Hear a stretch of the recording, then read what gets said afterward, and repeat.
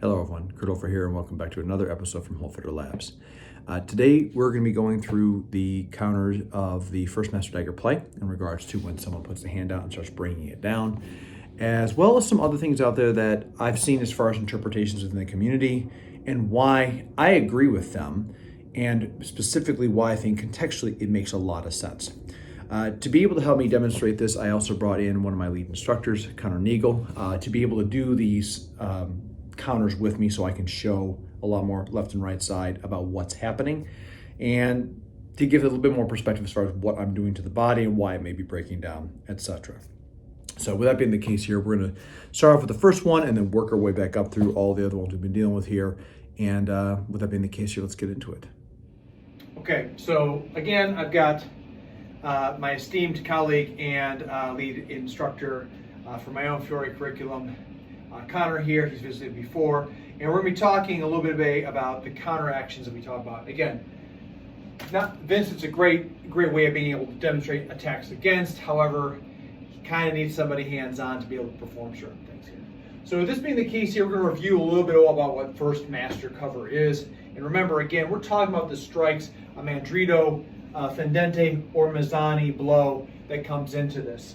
And mind you, I'm in limited space here, so I'm going to stand here in position. And again, I am assuming a posture that is about just kind of being here in awareness in space.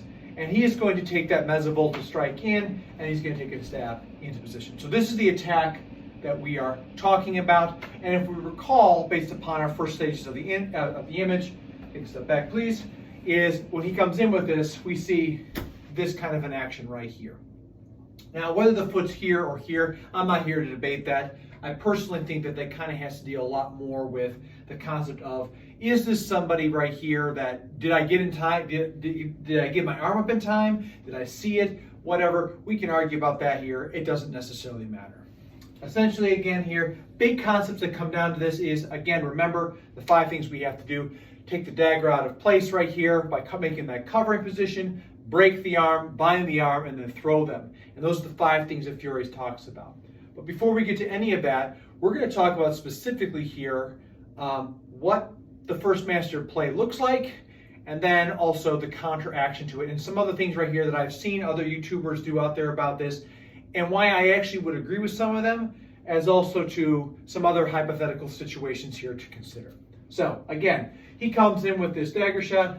I'm making that posta longa as fast as I can with this right here. If I don't, and it's just my arm, then I have to strike, get his mind somewhere else, and then I can work in to start taking the arm into different types of placements here. Again, my hand is up. The image right here is my hand is up, because if I don't see it, step back please. If I don't see it coming and he steps around me in here with using that mezzovolta step, I'm just doing this right here. I don't have time. Now we see our feet are different here, okay? So regardless of this, and again, my hand's up, so I hit him in the face, hit him in the groin, smack him in the arm, whatever I have to do here, and then I'm going to take his hand and I'm going to bring it down and keep mashing on his face. So that right there is the first cover master of this. So what we're going to do here is we're going to swap roles, and now what's going to happen is we're going to be talking about if I'm the one performing this action and how I'm going to perform the counter to this based upon his first covering mechanism. So we're switching sides here again, and again, just so people can be aware, this is the senyo, but the senyo is facing towards each other here. So we have our largo and our stretta, so we can kind of get our different kind of footwork here. Again, it's just a posture recommendation, observation here, but we're going to look at that. So first thing and foremost here is, as I come in, I'm coming with that shot. He comes offline here, and he starts grabbing the wrist. This counter that he's talking about, again, we talk about how the dagger's on the inside. I'm going to still be trying to get to him, right? So I'm not off to the side and nebulous. This is nothing here. So because the dagger's in space, he's working to turn it downward. I'm going to use this. Using this against, using his rotation against me as he starts to torque down with this, I'm going to utilize a rotation of the wrist. I'm going to talk about that a little bit later on too. Just a reminder of this right here. I think that this right here has a lot more to deal with just, you're starting to see other concepts of sword earlier on before you handle the sword. So to counter his action about bringing the arm down, as he starts rotating here, I'm going to bring the dagger, rotate my wrist, and then come in here and stab him in the chest. Okay, and that is very slowly done. He comes in here, he's got this, he starts bringing me down. As he does this, I rotate the dagger around, turn the wrist, and then stab him into the chest. Some people will talk about having two hands on the dagger. The manuscript doesn't show that specifically. But I like that interpretation here, and I kind of like to see that here, because ultimately, why might I put two hands up on this? Again, whether this is what the Meister wanted us to do or not, I do like this here because there is one piece right here that we don't have necessarily in play, and that is essentially right there, the hand that's in here. So if I start rotating this around, there's nothing saying that he's going to stop from hitting me in the face. So as he starts to torque me down with this, coming up like this gives me the necessary action to cover against that shot. And of course, he could be stepping in and whatever the case may be. I may not actually be utilizing the double wrapping right here. I could just simply also go utilize one hand, and now I'm utilizing Abrazari.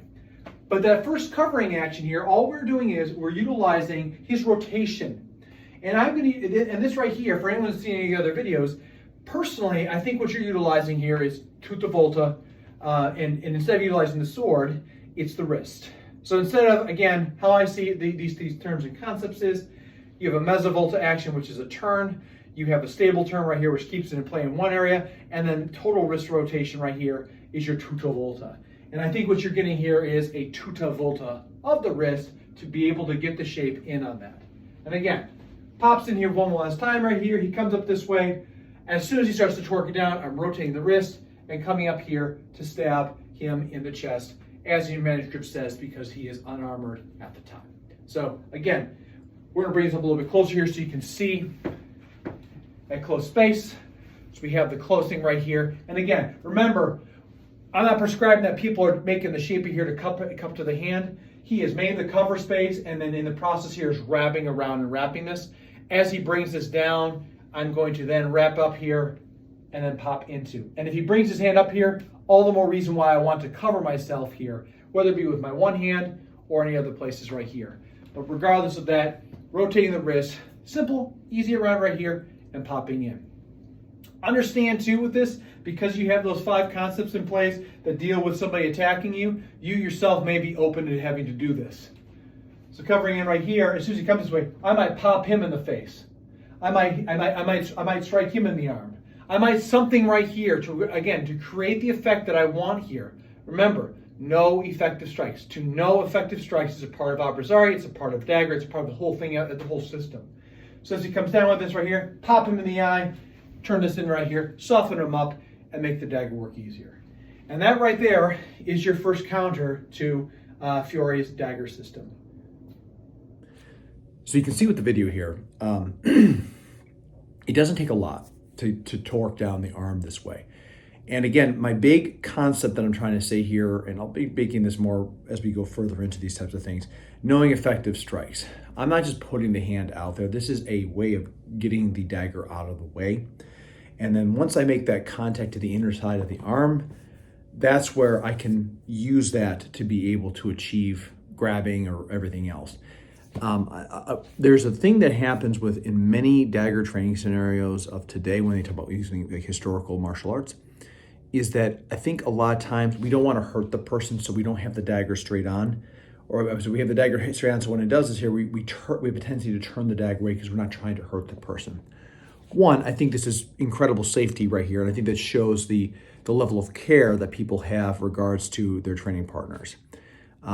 It also does take away from something that is what makes these techniques work, and that is that inner arm. So if I've covered against, his dagger still be protruding over, because this is not somebody who doesn't want to hit me. This is someone who still wants to hit me and stab me with that dagger. And that's a big part about this that I think we have to kind of understand, respect, and evaluate that, when we make these type of training things, that's why we don't have to go very fast with this when we're doing reps and sets, because it's necessary just to make the shape. You don't have to go very far with this. But again, like I said, that's just kind of the big piece about that I've kind of noticed here, especially when it comes down to the first master play. It's not a very complicated one. And again, like I said before, in the video I talk about, in the manuscript, you never see him do this with their hands. And I'd seen that before done in several other places, and I adopted it on. To me, it makes a lot of sense. Again, what you're seeing here is Fiore has a guy who's coming up. So he's made the cover and he's got his hand up right here. So I've covered off, so I have my hand coming up. What am I going to do with that hand? We don't know. So in this context, whatever Fiore may be talking about here, or what he may have been conveying to his patrons, is essentially that, you know, there's going to be a strike that's coming up. And this concept about rolling out and coming up to the hands like this, which I've seen in some other demonstrations, I really like that. I think it's a really good thing out there. And even though the manuscript doesn't show that, you talk about crossing up the hands all the time, which again goes back to the very beginning of his dagger positions. And to me, that makes a lot of sense, because what you're talking about there is making a cover from something else that's going to potentially be going against you when you come in for that dagger shot. So again, it's a down and dirty, quick and easy on that one right there. And again, there's not a lot to it, but the fundamental things about this that I think is very important about this counter is that everything happens immediately. The images show a lot of times the foot on the inside, the foot on the outside. And again, I think this just points to a visamento. Are you aware that this person's coming? Have you seen this person coming here? Did you have time to step outside? Did you just put your hand up real fast here? There's lots of things out this way that we don't know what Fiore, you know, what he would have taught to his patrons. And I think we have to have some patience and some understanding as people do their own interpretations out there of this kind of work. So with that being the case here, again, that's just the quick observation of the first of the counters that you see within Fiore. And again, why I like some of the interpretations out there, because I think it does speak to, again, the 5 things that Fiore has about taking the dagger away, striking them, breaking the arm, binding the arm, and then throwing them. By putting up the hands there, you're stopping one of those actions. An interesting thing too that may also constitute with this. One thing about Fiore that I really appreciate is that, again, you see that he's in between. So you have his people that trained him before, and then you have the people that he trained afterwards. So Fiore is not like the grandfather of all this stuff right here. He is a maestro, one maestro in a lineage of training that has been able to make it so that people can continue this training here. This to me is very important, because in many ways that sends a signal to me that not only is Fiore teaching these things, but he also knows that other people that are worth their salt, that understand hand-to-hand training, also understand this. So he's not only prepared to teach what is necessary for the system that he understands, he's also aware for this. And again, that's when I say he is, that is how I see it. Please understand that right there. We're never going to know. The book is very vague as far as what some of these techniques, how they may have been connected right here, and how people did things right here. But this period of time is pretty horrific, and there's lots of people out there that are doing this kind of stuff out there. So this is some extra thoughts here that I have in regards to Fiore's works here, and specifically when it comes down to this play in particular. So with that being the case here, that's going to wrap up the video. If you've liked this, please drop a like, subscribe, leave a comment below. Love to hear your thoughts out there. Have you been practicing this? And what are some of the findings you have with it all? How do you do it? Anything that comes out with this right here, again, as always, is something that is going to be value in. It's going to be helping us understand this larger system, this process right here. Because the more I go into Fiore, this is a huge, and eventually this turns into like, hey, I got something right here. Well, it can come over to here. Well, how do we come over to here? How do we connect all these things together? Well, there's quite a lot that comes to that. So please share your thoughts out there. If you're new to the channel, consider subscribing. Share with a friend. I'd like to try to get up to 1,000 subscribers. Like I said, that's a goal of mine to do here. I'm not doing this for a popularity contest, but you know what? To see that there's people that are liking this and getting value, I enjoy that. So if you would be interested in helping me out with my goals, share with some friends out there, and let's see if we can't broaden this out even further so people can, again, contribute, have thoughts, and everything else when it comes down to this practice. And as always, everybody, please stay safe out there, train well, and fight on. I will see you all soon.